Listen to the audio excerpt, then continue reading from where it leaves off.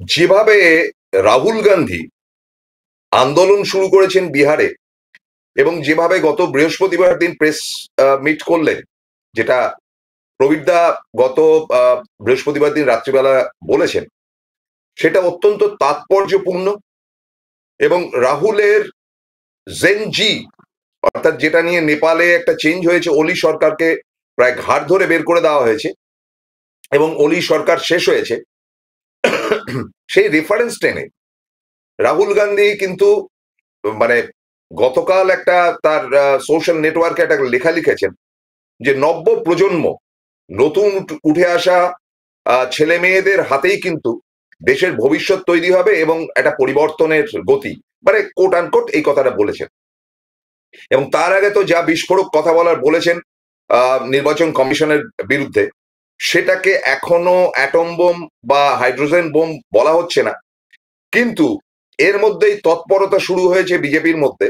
এবং বিজেপি যেটা বলতে চাইছে যে একটা নকশাল, আরবান নকশাল, মানে মাওয়িস্টদের মতন তুলনাটা করেছেন প্রহ্লাদ যোশী বিজেপির। এবং বিজেপির তরফ থেকে এটা বলা হয়েছে বলেই বলা হয়েছে যে রাহুল মানে অতি বিপ্লবী চরম বামপন্থীদের নিয়ে একটা গৃহযুদ্ধ লাগাবার চেষ্টা করছে, সাবজেক্ট গোয়িং টু বি, যে বাম্পার বলা হয়েছে, যে বাম্পারটা কিন্তু রাহুল তৈরি করছে, যে বামকে পার করে দেওয়ার চেষ্টা করছে বিজেপি এই মুহূর্তে কেরাল থেকেও। সেই ঘটনা টুকটুক করে বলবো, কিন্তু আপাতত ঘটনার শুরুটা শুনুন। যে বিহারের সিচুয়েশন খুব খারাপ। আমি উত্তরবঙ্গে যাওয়ার পথে কিষানগঞ্জ হয়ে পূর্ণিয়ার দিকে বেশ খানিকটা কিন্তু দেখে এসছি। কি ঘটনা সেটা পরবর্তী অধ্যায়ে মানে এই কথাতে বলবো। কিন্তু বাম্পারটা কেন দেওয়া হলো? বাম্পারের দুটি অর্থ। এক হচ্ছে গিয়ে রাহুল গান্ধী এবং তেজস্বী যাদবের কম্বিনেশন।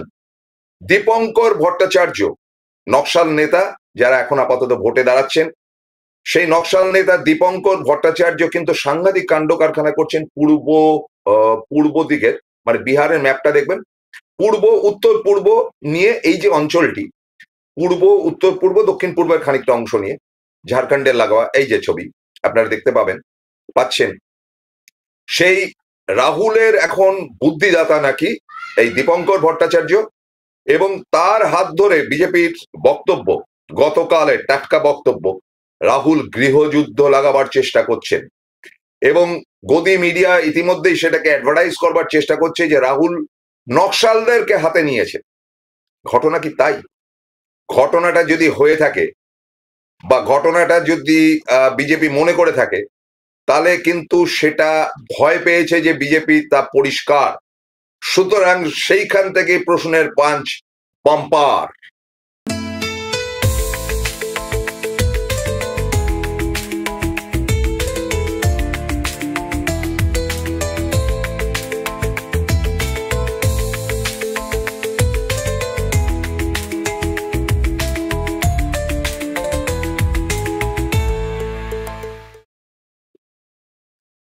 সুপ্রভাত, নমস্কার, আসসালামু আলাইকুম। আজকে এমন একটা কথা বলবো এই বাম্পার ঘটনাটা নিয়ে, যে বিজেপি কিন্তু তৎপর হয়েছে যে পশ্চিমবঙ্গ থেকে ভেগে গেছে, বাইনারি হয়ে গেছে পশ্চিমবঙ্গ এখন তৃণমূল এবং বিজেপির মধ্যে ভোট ভাগাভাগি। ত্রিপুরাতে মোটামুটি খতম করে দেওয়া হয়েছে, সেখানে ভোট ভাগাভাগি যদিও বামফ্রন্টের সঙ্গেই, মানে বামফ্রন্ট কংগ্রেসের কম্বিনেশনের সঙ্গেই বিজেপির হচ্ছে, কিন্তু আস্তে আস্তে সেই বামেদেরকে শেষ করে দেওয়ার একটা চেষ্টা চলছে। যে কোনো ফ্যাসিস্ট শক্তি চেষ্টা করে প্রথম বামেদেরকে খতম করে, যেটা হিটলার করেছে, যেটা স্টালিন ক্ষমতায় এসে সত্যিকারের মার্কসিস্ট যারা তাদেরকে খতম করেছেন, তিনি নিজে কিন্তু মার্কসিস্ট, বামপন্থী। এবং যখন যে দেশে ফ্যাসিজমের আমদানি হয়েছে, তখনই সে দেশে কিন্তু বামেদেরকে খতম করার চেষ্টা করছে। দেখুন, একবার গোড়াতেই যেটা বলতে চাই, যে আমাদের এখানে 34 বছর বাম শাসন যেটা ছিল, সেটা তৎপরযুক্ত আন্দোলনকারী বামফ্রন্টের একটা পরবর্তী চেহারা ছিল, কিন্তু তারা ডুবিয়েছে। এবং তারা ডুবিয়ে তারা নিজেরা শেষ হয়ে গেছে পশ্চিমবঙ্গে তাদের অতিবুদ্ধির জন্য। এবং এই শেষ হয়ে যাওয়ার পেছনে যাদের অতিবুদ্ধি কাজ করেছে, তারা যথাক্রমে প্রকাশ কারাট এবং অবশ্যই অবশ্যই অনিল বিশ্বাস। আমি বলতে বাধ্য হচ্ছি, সে ঘটনাটি ঘটার জন্য আজকে নিঃশেষিত হয়ে গেছে পশ্চিমবঙ্গে কিন্তু এই বামফ্রন্ট। কিন্তু আমি নিজে ব্যক্তিগতভাবে মনে করি যে অনিল বিশ্বাস ব্যক্তিগত জীবনে অত্যন্ত সৎ মানুষ ছিলেন। প্রকাশ কারাট সম্বন্ধে আমি সৎ কি অসৎ বলবো না, তবে অতি চালাক হয়ে তিনি পশ্চিমবঙ্গকে মোটামুটি ভোগের খাতায় দিয়ে কেরলকে বাঁচিয়ে রাখার যে চেষ্টা করেছিলেন, তলায় তলায় বিজেপির সঙ্গে একটা আড় বেঁধে বা ষাট করে, যে জন্য পরপর দুবার কেরলে ক্ষমতায় এসেছিল বামেরা, সেইটাও কিন্তু ভেস্তে যেতে চলেছে। কারণ আরএসএস এর একটি বক্তব্য অভ্যন্তরে, তারা সবসময় চায় ধর্মীয় ব্যাপার, যেটা হিটলারের ক্ষেত্রেও আমরা দেখেছিলাম। স্টালিনের ক্ষেত্রে তো মানে ধর্ম পালনই করা যাবে না। হিটলার বলেছিল দেশের মধ্যে মানে আমাদের দেশটি হচ্ছে ক্রিশ্চিয়ানিটি, এখানে ইহুদিদের মেরে ঢুকিয়ে দাও, যেটা মানে মুসলিমদেরকে মেরে খতম করার চেষ্টা করছে এদেশের উগ্র হিন্দু আনারা, যার পেছনে আরএসএস থেকে বিভিন্ন দলের একটা প্রয়াস রয়েছে, এবং কমিউনিস্টদের। কমিউনিস্ট আর মাস্ট। সেই আন্দোলন আমরা কিন্তু বিভিন্ন ক্ষেত্রে 20শে জুনের আন্দোলনের জায়গা থেকে আমেরিকাতে দেখেছি। আমরা কমিউনিস্ট খতম করার ব্যাপারে আমরা দেখেছি যে দক্ষিণ আমেরিকাতে, ল্যাটিন আমেরিকাতে কিভাবে কমিউনিস্টদের উপর অত্যাচার হয়েছে। যাই হোক, তাদের ত্রুটি বিচ্যুতির ব্যাপারের জায়গা থেকে একটি কথা বলতে পারি, আপনারা হয়তো অন্যরকম ভাবে ভাবতে পারেন, যে বিবর্তনের সঙ্গে সঙ্গে যদি ফ্যাসিস্ট শক্তি ক্ষমতায় আসে, যারা নিজেদের ছাড়া কিছু বুঝবে না, মোদী চলছে 7 দিন ধরে তার জন্মদিন চলছে, কোটি কোটি টাকা খরচা করে, এগুলো ফ্যাসিজম। দিস ইজ কমপ্লিটলি ফ্যাসিস্টের লক্ষণ। মানে যা খুশি দেখো, কিম যেটা করছে উত্তর কোরিয়াতে, যা বলছে সেটাই শেষ করা। এবং যেভাবে বিচারালয় থেকে শুরু করে বিভিন্ন জায়গা দখল করে রাখছে, এটা বিশ্বব্যাপী দেখা গেছে যে যখনই ফ্যাসিস্ট শক্তি বেড়েছে, তখনই কিন্তু বাম আন্দোলন হয়েছে। বাম আন্দোলন মানে জ্যোতি বসু নয়, বাম আন্দোলন মানে প্রমোদ দাশগুপ্ত নয়, বাম আন্দোলন মানে প্রকাশ কারাট নয়, বাম আন্দোলন মানে অনিল বিশ্বাসরা নয়। বাম আন্দোলন মানে হচ্ছে কি অন্যায়ের বিরুদ্ধে লড়াই করা, মার্কসিজমকে ফলো করা। আমি মনে করি যে মার্কসিজম আজকের দিনে অচল, যে তাদের থিওরি। আরে মার্কস সাহেব যে সময়টা লিখেছে সে সময়টা তো গ্রহণ করবে। রবীন্দ্রনাথের কবিতা সবই কি আজকের দিনে চালু? সবকটা জিনিসই কি আজকে নিতে হবে? তা তো নয়। সময়ের সঙ্গে সঙ্গে তাল মিলে, এবং আমরা রবীন্দ্রনাথকে সেইভাবে ব্যবহার করছি। সেরকম মার্ক্সবাদ বা গান্ধীবাদের যে আদর্শ, যে সবসময় নিরস্ত্র অবস্থায় প্রতিবাদ করো, এখন মার্কসিজম এবং গান্ধীজমের কম্বিনেশনে যে বামপন্থীয় রাজনীতি, আবারও বলছি, মার্কসীয় সিস্টেম এবং গান্ধীজমের সিস্টেমের কম্বিনেশনে সারা পৃথিবীতে কিন্তু বাম আন্দোলন হয়েছে, হচ্ছে। যেটা ফ্রান্সেও দেখা যাচ্ছে, যে ফ্রান্সেও গন্ডগোল হচ্ছে, যে অতিরিক্ত ফ্যাসিজম বা দক্ষিণপন্থী শক্তি বৃদ্ধি হলেই বামেরা আসে।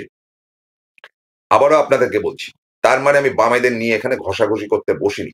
কারণ 34 বছর যে বাম রাজত্ব ছিল, রাজনীতি করাকালীন আমি কিন্তু কংগ্রেস করতাম, পরবর্তী অধ্যায়ে তৃণমূল করেছি। তারও পরবর্তী অধ্যায় সাংবাদিক জগতে যখন গেছি, তখন বামেদের উপর বেজায় ক্রোধ, খতম করো, শেষ করো ইত্যাদি কথাগুলো তৃণমূলীরা বলতে পারে। আমরা মনে মনে চেয়েছিলাম যে পরিবর্তিত হোক, মমতা ক্ষমতায় আসুক। এবং টু সাম এক্সটেন্ট, যে তখনকার সেই বামেরা কিন্তু ফ্যাসিস্ট হয়ে গিয়েছিল, দক্ষিণপন্থী তাদের কার্যকলাপের মধ্যে ছিল, যদিও তারা লম্বা চড়া কথা বলতো। কিন্তু এই অনিল বিশ্বাস, আপনাদেরকে বলি একটি কথা, যে আজকে পশ্চিমবঙ্গে বাম শেষ হলো কেন? ইন দ্য ইয়ার 1982 বামেরা দ্বিতীয়বার ক্ষমতায় এলেন, এবং সেই ক্ষমতায় থাকাকালীন 84-তে ইন্দিরা হত্যা, রাজীব গান্ধী ক্ষমতায় আসার পর রাজীব গান্ধী চেয়েছিলেন মনে প্রাণে যে পশ্চিমবঙ্গে পরিবর্তন হয়ে কংগ্রেস আসুক। এবং আপনাদের বলি যে তখন কিন্তু ত্রিপুরাতেও ধারাবাহিকভাবে বামেরা রাজত্ব করছিল। রাজীব গান্ধী কিন্তু সেখানে পরিবর্তন আনতে পেরেছিলেন। আপনারা নিশ্চয়ই জানেন যে 5 বছর কংগ্রেসের মানে বিরাট বাম রাজত্বের মাঝখানে 5 বছর কংগ্রেস কিন্তু রাজত্ব করেছিল। এই যে জায়গাটা, যেটা রাজীব বা পরবর্তী অধ্যায়ে নরসিংহার আমলে একটা রাজত্ব চলেছিল, তো সেইটাকেও কিন্তু বামেরা দখল করেছিল পরবর্তী পর্যায়ে। কিন্তু পশ্চিমবঙ্গে পরিবর্তন রাজীব আনতে পারেননি অনিল বিশ্বাসের জন্য। অনিল বিশ্বাস দেখলেন যে শুধু শুধু মার্কসিজম এবং বড় বড় বামপন্থীয় লেকচার বা পড়াশুনো করিয়ে লাভ নেই। এবং জ্যোতিবাবু মনে প্রাণে কমিউনিস্ট ছিলেন কি না ছিলেন সেটা পরের কথা, তিনি এলিট ক্লাস ছিলেন জ্যোতিবাবু। জ্যোতিবাবু রাত্রিবেলা স্কচ হুইস্কি খেতেন, বড় বড় মহলে তার ঘোরাফেরা ছিল। তিনি মানে একেবারে ক্যাট অফ ক্যালকাটা, মানে কলকাতার টপ মোস্ট লোকেদের সঙ্গে ওঠা বসা করতেন। ব্যবসায়িক জায়গা থেকে শুরু করে ইন্টেলেকচুয়াল ক্লাস যারা ব্যবসার সঙ্গে যুক্ত, জ্যোতিবাবুর ওঠা বসা তাদের সঙ্গে ছিল, গরিব গুরব মানুষের সঙ্গে জ্যোতিবাবু মিশতেন না। বুদ্ধবাবুর ব্যাপারটা ছিল আরেকটু ডিফারেন্ট।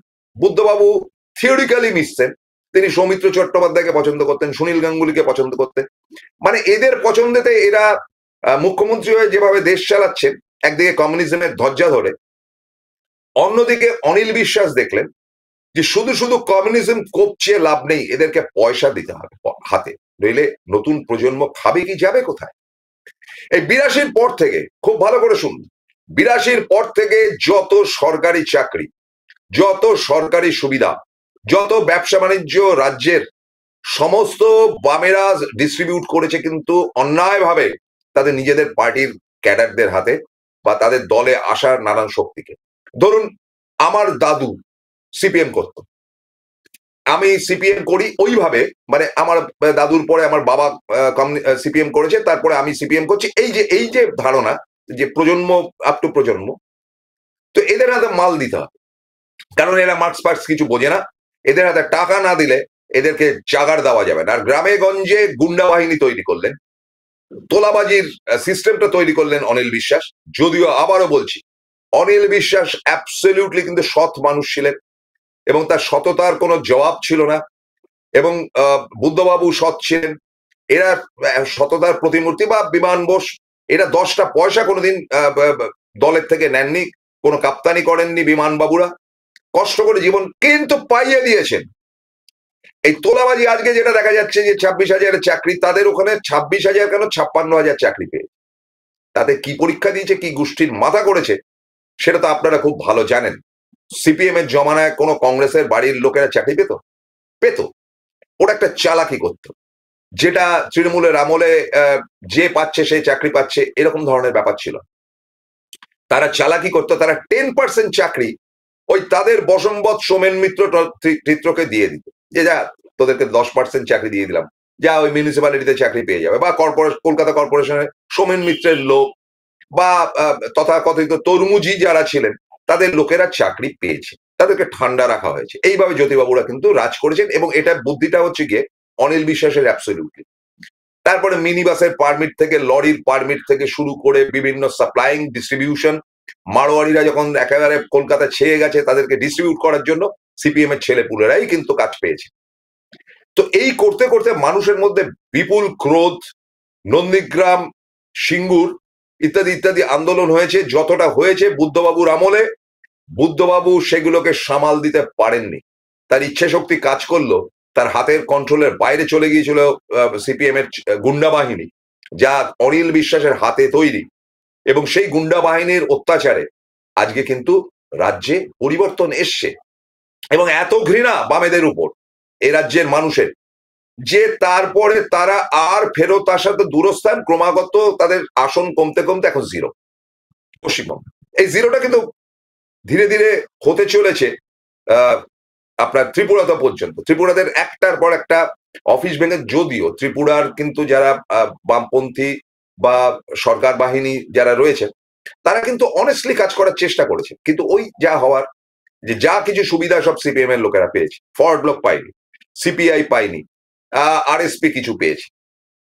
তো এরা অটোমেটিক্যালি, এদের উপর মানুষের ঘৃণা, বিশেষ করে মুসলিম কমিউনিটির আজকে অ্যাজ অন ডেট, এই 20 তারিখেও আপনাদেরকে বলছি যে আজ রাত পোহালে মহালয়া শুরু হবে, ঠিক তার প্রাক মুহূর্তে বলছি যে মুসলিম কমিউনিটির এত ঘৃণা সিপিএম এর উপর, যে তারা কিন্তু এই রাহুল গান্ধী কংগ্রেসকে পছন্দ করছে, কিন্তু তাদের কাছে ভোট দেওয়ার এক ও একমাত্র লোক হচ্ছে গিয়ে মমতা বন্দ্যোপাধ্যায়।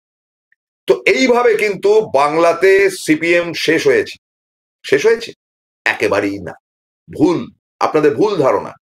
ধরুন দাদু সিপিএম করতো, বাবা সিপিএম করতো, দাদু অনেস্ট ছিলেন হয়তো, কথা কথায় এ বাবু অনেস্ট ছিলেন, তিনি ওই সাদা পাঞ্জাবি আর ছেঁড়া ধুতি পরে তিনি কাটিয়ে দিয়েছেন, লড়াই করেছেন বামপন্থী হিসাবে, লড়াই করে কোনো সুবিধা নেননি পার্টির কাছে, কিন্তু তার ছেলে অর্থাৎ বি বাবু, তিনি কিন্তু খানিকটা সুবিধা পেয়েছেন, মানে সরকারি চাকরি। এবং সি বাবু মানে নাতি যখন এসে, সে কমিউনিজম কিচ্ছু জানে না, শতরূপ ফতরূপদের সময়কার লোক আর কি, কিন্তু তারা অ্যাডভান্টেজ এমন ভাবে নিয়েছে যে বামপন্থাটাই শেষ হয়ে গেছে। এবং আপনাদেরকে বলি যে ওই যে নাতিবাবুরা যারা রয়েছে, জ্যোতিবাবুদের আমলে যে দাদুরা ছিল যারা সৎভাবে সিপিএমটা করেছে, নাতিবাবুরা যারা রয়েছে এই শতরূপ ততরূপদের দল, দে আর লেস ইন্টারেস্টেড। এরা হচ্ছে ফ্যাশন প্যারেড এক একজন, এবং এরা কিচ্ছু করতে পারবে না। তার কারণটা হচ্ছে এদের সঙ্গী সাথীরা সবাই ধান্দাবাজি এবং পয়সার জন্য বিজেপিতে চলে গেছে। আজকে টোটাল পশ্চিমবঙ্গের বিজেপি, আজকে টোটাল ত্রিপুরার বিজেপি সিপিএম এর ক্যাডার বাহিনীতে ভর্তি হয়ে রয়েছে। Should I repeat the matter? আজ পশ্চিমবঙ্গে যত বিজেপি, আমি উত্তরবঙ্গ দেখে এসেছি, মধ্যবঙ্গে যত বিজেপি, সব সিপিএম এর ক্যাডার, সব সিপিএম এর ক্যাডার যদি আগামীকাল পাল্টি মেরে ফের সিপিএম এ ফেরত আসে, বিজেপির আসন সংখ্যা পশ্চিমবঙ্গে হবে 2 থেকে 3টি, 2 থেকে 3টি অনলি। 3টের বেশি আসন দখল করার বা মানে নামার ক্ষমতা এই বিজেপির নেই। সেরে পাচ্ছে টোটাল বাম ফ্রন্ট।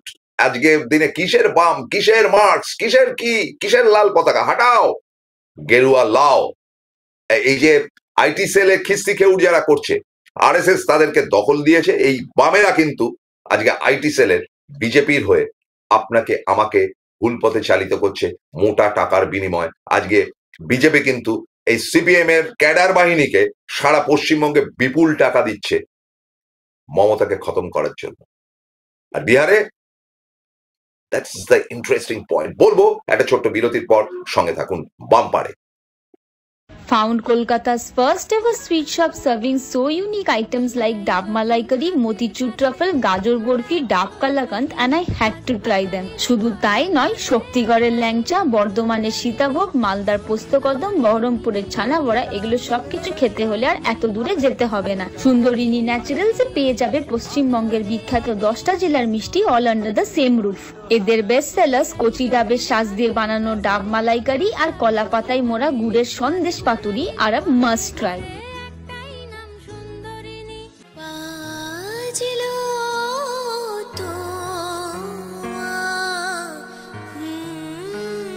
মা আসছেন নতুন আশার আলো নিয়ে। আপনার স্বপ্নের ঠিকানা খুঁজে নিন এবারের পুজোতেই। Ashoka Group, redefining realty. Phone করুন 9163502850। ফিরে এলাম বিরতির পর। আমার থেকে অনেক ভালো নকশাল পন্থীদেরকে চেনেন প্রবীর বিশ্বাস। তিনি যদি কোনো অনুষ্ঠানে সেই প্রসঙ্গগুলো তুলে ধরেন আগামী দিনে ভোটের পর্যালোচনা করতে গিয়ে, তাহলে তার মুখ থেকে, কারণ তিনি অনেক ক্লোজলি তাদেরকে সামনাসামনি দেখেছেন তিনি যখন সাংবাদিকতা করেছেন, he knows better than me. আমি স্কটিশে দেখেছিলাম নকশালদের, তারা পরে ভুলভাল হয়ে গেছে, যাই হোক সেটা অন্য কথা।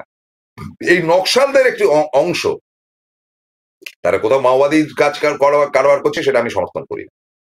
কিন্তু নকশালদের যে অংশ বিহারে দাপট করেছে বন্দুক হাতে করে, সে বিহারে কিন্তু আজকে দীপঙ্কর ভট্টাচার্যের নেতৃত্বে ভয়ঙ্কর রূপ ধারণ করতে চলেছে। রাহুল গান্ধী কিন্তু দীপঙ্কর ভট্টাচার্যের উপর অনেকটাই নির্ভর করছেন, এবং দীপঙ্কর ভট্টাচার্যের উপর নির্ভর করাতে একটা ভালো হয়েছে যেটা ইন্ডিয়া জোটের পক্ষে, যে দীপঙ্করের কল্যাণে পূর্ব বিহার, যেটা পশ্চিমবঙ্গ লাগোয়া, আবার বলছি পূর্ব বিহার, আমি নিজে এই পূর্ণিয়ার দিকটায় গিয়ে খানিকটা যেটা জানতে পেরেছি, ওটা একটু মুসলিম বেল্ট যদিও, সেখানে কিন্তু বামেরা বিরাট ভালো রেজাল্ট করতে চলেছে। বিজেপি সেখানে ক্ষমতাও আসবে না। 30 থেকে 35টি আসন এই অঞ্চলে রয়েছে, যেখানে অধিকাংশ জায়গাতেই বামেরা দাঁড়াচ্ছে, এবং যদি ভোট চুরি না হয় তাহলে 35টা সিটি তারা বার করে নিয়ে আসবে। শুধু তাই নয়, তারা বিহারে কিন্তু ছড়িয়ে গেছে।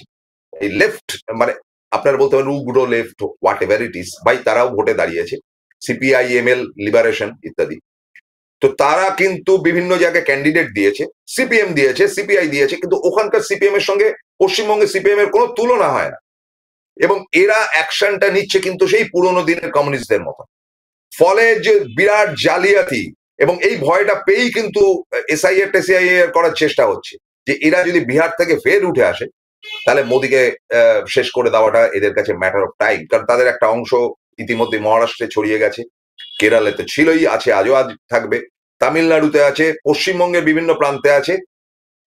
যদিও মমতা বন্দ্যোপাধ্যায়ের সঙ্গে দীপঙ্কর ভট্টাচার্যের রিলেশন অন্তত আমি যতটুকু জানি যে ভালো। দীপঙ্কর ভট্টাচার্য কোনো উগ্র কথাবার্তা মমতা সম্বন্ধে বলেন না, বিরোধিতা করেন কিন্তু উগ্র কথাবার্তা বলেন না।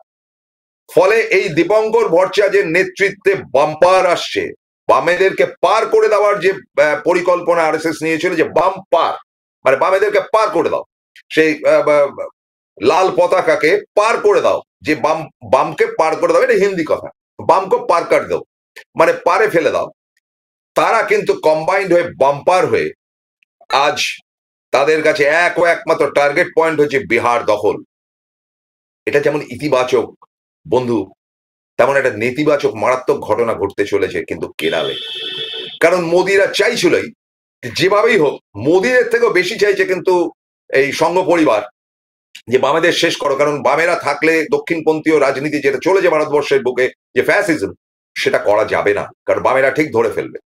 তো কেরালে যে সর্বনাশটি হয়েছে আপনাদেরকে বলি, যে 2014 নির্বাচন, 2019-এর নির্বাচনে যারাই কেরালে লোকসভা নির্বাচন বা তার পরবর্তীতে বিধানসভা নির্বাচন, দেখা গেছে যে লোকসভা নির্বাচনের ডিফারেন্স হচ্ছে 15 থেকে 25,000 ভোটের, মানে 25,000 ভোটে হারিয়ে লোকসভায় নির্বাচিত হয়েছে বামেরা বা কংগ্রেস। এটা 2014-তেও হয়েছে, 2014-তে হয়েছে, 2019-এ হয়েছে, 2000 তার আগের বিধানসভা ভোটেও হয়েছে। অর্থাৎ কেরালে যে ভোটটা হয়েছে বিধানসভার, তাতে বামেরা ক্ষমতায় এসছে ঠিকই, কিন্তু কংগ্রেসের সঙ্গে তাদের ডিফারেন্স হচ্ছে 2000, 3000, 7000, 8000, বড় জোর 12,000। কিন্তু ভয়ঙ্কর ব্যাপার যেটা, যে সেখানে এমন ভাবে হিন্দুত্ববাদীরা ঢুকে পড়েছে, এবং এই ধর্মনিরপেক্ষ মানে সবচাইতে ধর্মনিরপেক্ষ স্টেট যদি কিছু থাকে, যারা ধর্ম নিয়ে একেবারে আকচাকচিও করে না, একটা শব্দ উচ্চারণ করে, সেটা কেরাল।